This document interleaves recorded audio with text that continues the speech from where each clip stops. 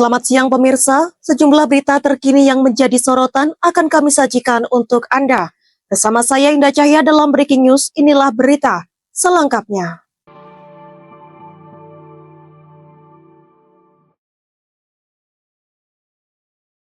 Pemirsa, kebakaran hebat melanda sebuah pasar bojong di Kedung Waringin, Kabupaten Bekasi, Jawa Barat pada Selasa 20 Mei 2025 malam.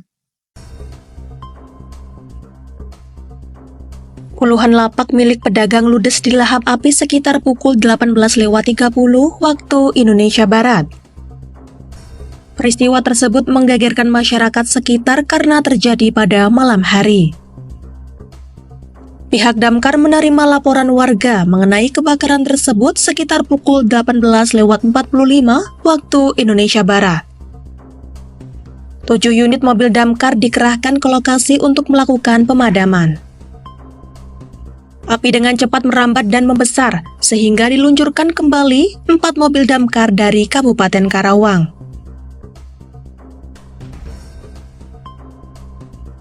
Saat ini api yang membakar pasar bojong sudah padam. Petugas fokus melakukan pendinginan guna mengantisipasi munculnya api susulan dari bangunan yang terbakar.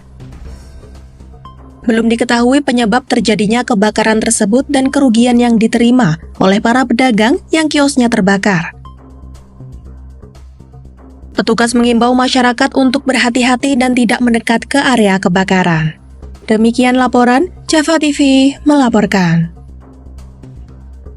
Berita selanjutnya, pemirsa, tersangka kasus pemalsuan AJB dan sertifikat tanah seluas 8,7 hektar, Charlie Chandra, 49 tahun, ditangkap oleh Polda Banten di kediamannya Golf Residen di Kemayoran, Pademangan, Jakarta Utara pada Senin 19 Mei 2025 pukul 18 waktu Indonesia Barat.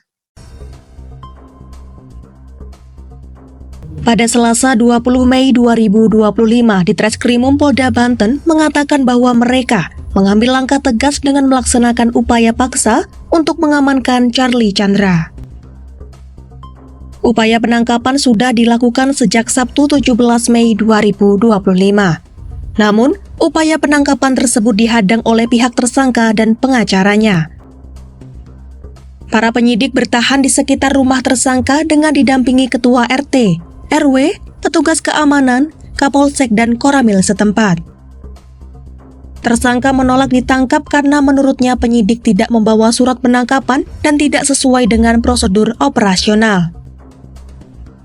Namun faktanya penyidik telah membawa surat penangkapan dan tersangka sudah diperiksa sebagai tersangka, tetapi menolak untuk dibuatkan berita acara pemeriksaan.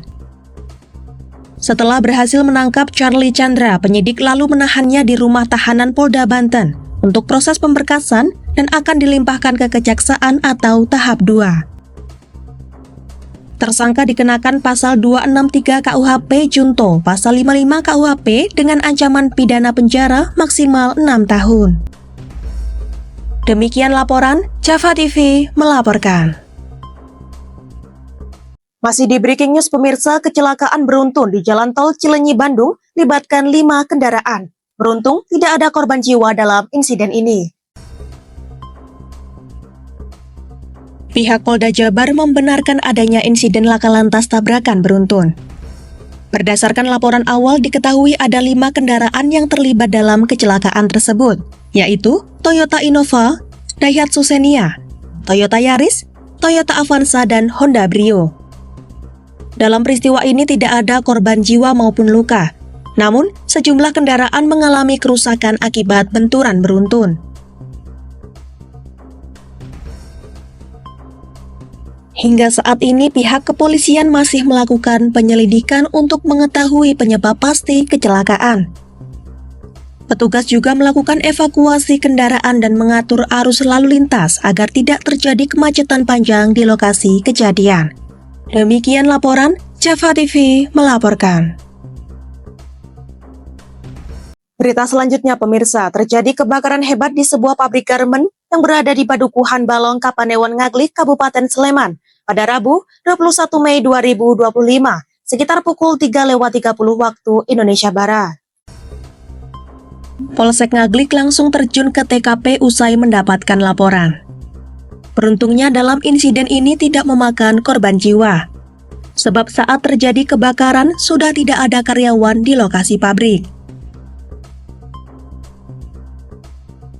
Kebakaran terjadi di dalam bidang produksi konveksi, yang terdapat barang-barang seperti mesin hingga hasil produksi yang mudah terbakar, sehingga api menyebar dengan cepat.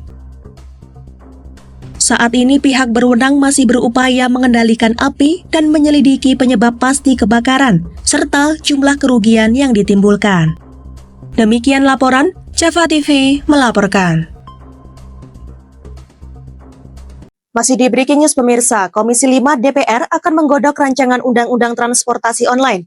Rapat ini akan diadakan bersama pihak yang mewakili transportasi online. Keputusan diambil setelah DPR melihat dinamika yang terjadi seputar isu transportasi online pada Selasa 20 Mei 2025. Dengan berbagai pertimbangan yang terjadi serta masukan dari pihak-pihak terkait termasuk ojol, Dewan Perwakilan Rakyat Republik Indonesia berencana membuat rancangan Undang-Undang Transportasi Online yang akan segera digulirkan di Komisi 5 DPR. Dalam rapat tersebut diharapkan dapat mematangkan pembentukan Undang-Undang Transportasi Online.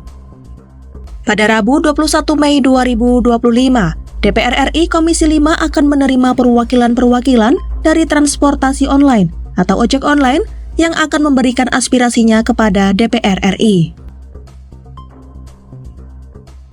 Diharapkan dengan rapat dengar pendapat yang diadakan antara Komisi 5 dan para pengemudi ojek online ini akan dapat memberikan masukan yang komprehensif agar pembuatan naskah akademik serta pasal-pasal yang akan dibuat di RUU Transportasi Online ini berjalan seperti yang diharapkan oleh semua pihak.